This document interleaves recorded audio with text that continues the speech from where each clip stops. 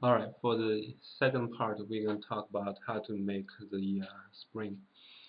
So here's spring, and we're going to make a helix first. Then we use this helix. We will start to extrude for the two legs. So let's first start with the helix. Okay, let me build a one new file. Then so helix is deep down in the menus. So I'm gonna use command finder. We can type in just helix, then you will be able to see where the command is, and you can just click here in the command finder.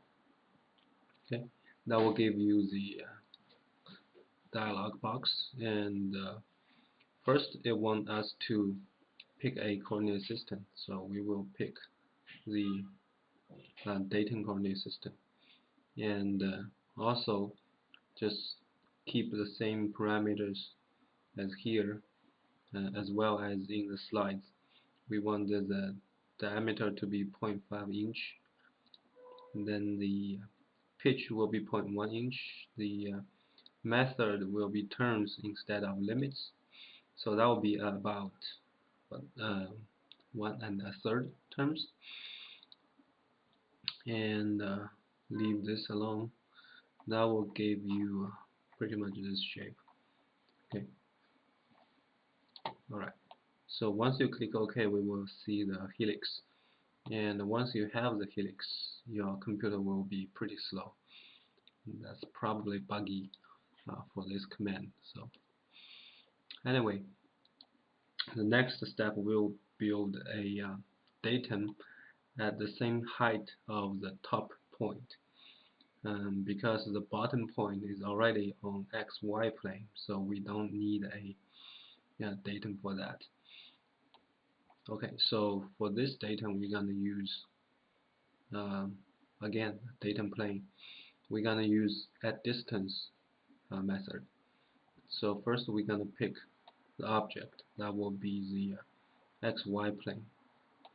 Then the distance will be, since you don't know where this point is, we're gonna click this arrow and use measure.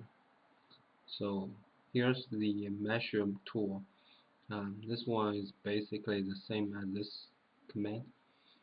So we're gonna use projected distance, and first we're gonna pick a axis or a vector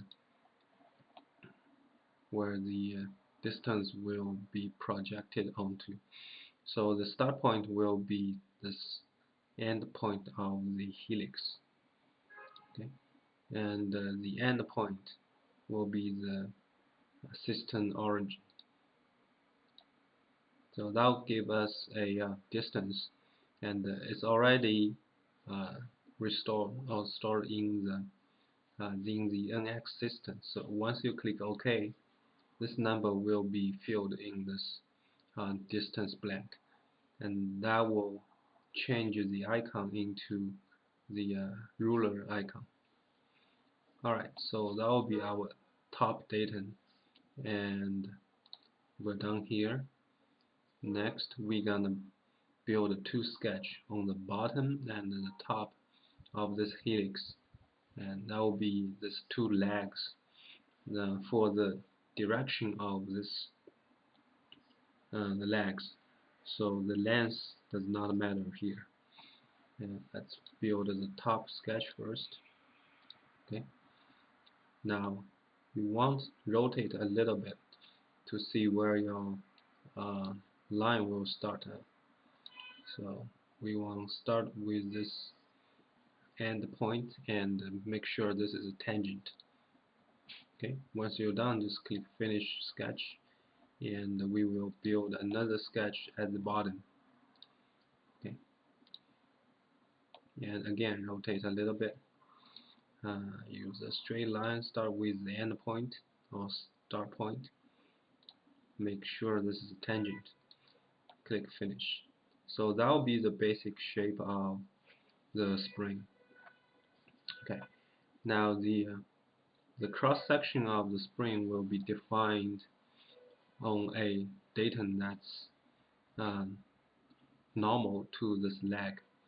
So if you recall from the lab 3 lecture, there's another method called on curve. So we're gonna use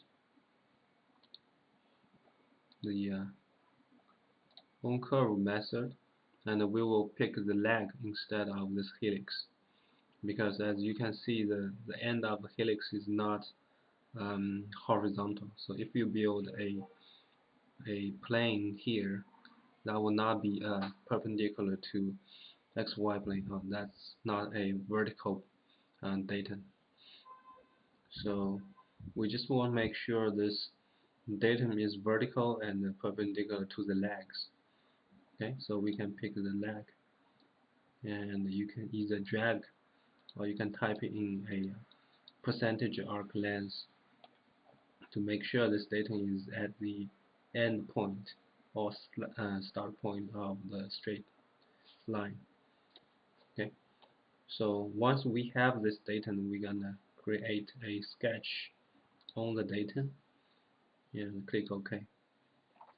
Now we are at the in the sketch, we will build the coordinate system. I'm sorry, we'll build the cross section, which is I think which is 0.1 inch. The diameter will be 0.1 inch. So let's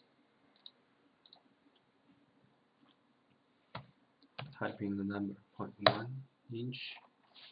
Okay. Since our pitch is 1.1 inch, so the diameter of the spring will be 1 inch. Alright, finish sketch, and you can see where the cross section is.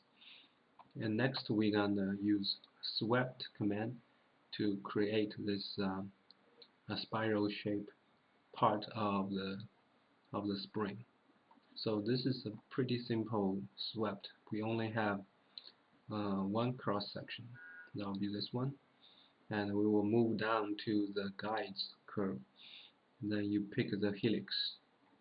Okay, so once you've done that, we will have exactly the same shape as the slide has. So let's click OK. Right, now it's getting slower. Okay, so next we're gonna extrude the edge of this face at this direction. Then the length will be 1.25 inch. Okay, so it's pretty simple. We choose the curve. A little bit tricky here. We're gonna choose the face edge in this filter. So we will only pick the face, and the system will give us the edge of this face. So also you want to make sure the extrude direction is on the this curve. We can